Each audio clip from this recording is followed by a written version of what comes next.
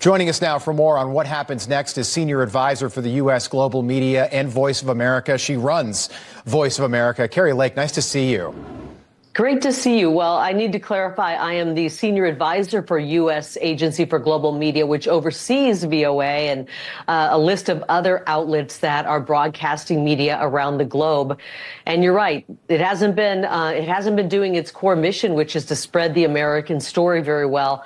I happened to tune in not too long ago to see a graphic that showed President Trump with a swastika over his mouth. I mean, this is just typical stuff that you might see. And it's unfortunate because its mission really was a great mission. But President Trump has ordered us through an executive order that came down late Friday night to reduce the size of this agency, U.S. Agency for Global Media, to its statutory minimum. So that would include reducing the size of VOA and many other outlets. We've already canceled the grants for several of our grantees, all of the grantees, including Radio Free Europe, right, Radio Free Asia, Middle East Broadcasting Company, and others. So what is the statutory minimum? Well, we're working right now to determine that. You know, we have a lot of lawyers who are looking at the statute to determine what is the minimum. Like so many things in the government, right, it starts out as a statute and it starts out kind of small, and then every year it grows and grows and grows and grows. And you said the budget was $325 million, but the budget of the entire agency is about $1 billion. And so it is a massive budget. Wow. And we have to cut our government. There's just no ifs, ands, and buts about it. We will lose this country if we remain to be in the kind of debt we're in. Okay. And while it's always difficult to cut people, you know, this is survival for our country. Let me play you, Kari. This is a soundbite that Donald Trump got last week with the Irish Prime Minister in the Oval Office from a Voice of America reporter. Take a look. What about the president's plans to expel Palestinians out of Gaza? Are you discussing that with him and giving him your... Nobody's expelling any Palestinians. I don't know. Who are you with? I'm with Voice of America, sir. Oh, no wonder. Okay, Voice of America. So you heard the president's reaction. He said, "Who are you with?" And the female reporter said, "I'm with Voice of America." So she's supposed to be giving an American spin to stories. She asked, what about Palestinians being thrown out of Gaza, which, by the way, is not the question in that moment. Let me just ask you, were you surprised by this move from the president, or did you know this was coming all along? I was not surprised because we are seeing a massive scale back of the bureaucracy. You know, I've been disappointed by a lot of what I've seen in the media, including what I've seen on some instances of Voice of America. But the media has gone so far to the left. They've stopped being fair, neutral, and nonpartisan, and they've all gone partisan, pushing an agenda. The particular problem about this agency, though, is it's taxpayer funded, and there's no oversight over the editorial side of what's going out over the air. This agency has tried to put up a wall, a border wall around it, Voice of America and others, a border wall around it that says you can't ask us any questions.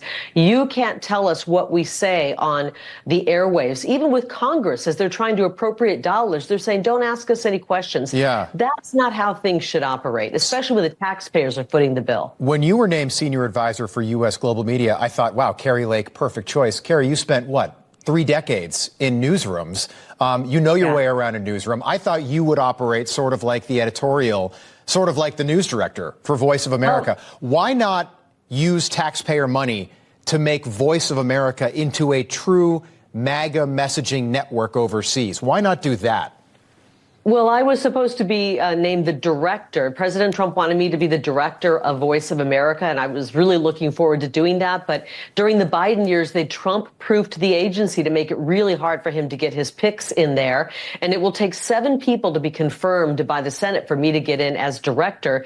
So the Trump administration, they're pretty smart. They said, well, let's just make her the senior advisor over the entire agency, which allowed me to get in, fact find, and discover a lot of egregious instances of waste, fraud, and abuse. Yeah. What'd you find? Anything specific you want to share with us about Well, yeah. I mean, I discovered that right before the election, the last administration and the person leading the agency signed a 15-year lease, $250 million lease to a bright, shiny, big, nice building. Unfortunately, it doesn't have any broadcast capabilities. Oh, great. And they still have another building that is fully functioning. They didn't need this skyscraper in the middle of Washington, D.C. in a swanky building. So I've canceled the lease to that. We're canceling the AP contract, the Reuters contract, the Agency of French Press. We don't need to have those private companies telling us what the news is. That's and we're why going to scale like, things back. Like the NPR building in D.C., not far from Union Station. That's an unbelievable facility they've got. How many, by the way, just quickly, because I have one quick question, but where are all these reporters based out of? Like, where's their newsroom? It's here in Washington, D.C. And like I said, they have a perfectly fine building that they could have renovated to make more modern. But instead, the last administration spent money on a $250 million lease. Yeah. It's just egregious waste of taxpayers' dollars. I really believe here in Washington, D.C., they hate the American taxpayer. I really do, after what I've seen. That's not it. They've got national security risks inside this agency. Yeah. The rot is so bad, it's like having a rotten fish and trying to find a little portion you can eat. It's unsalvageable right now. And so I agree with President Trump. Let's scale this thing down to the bare bones minimum.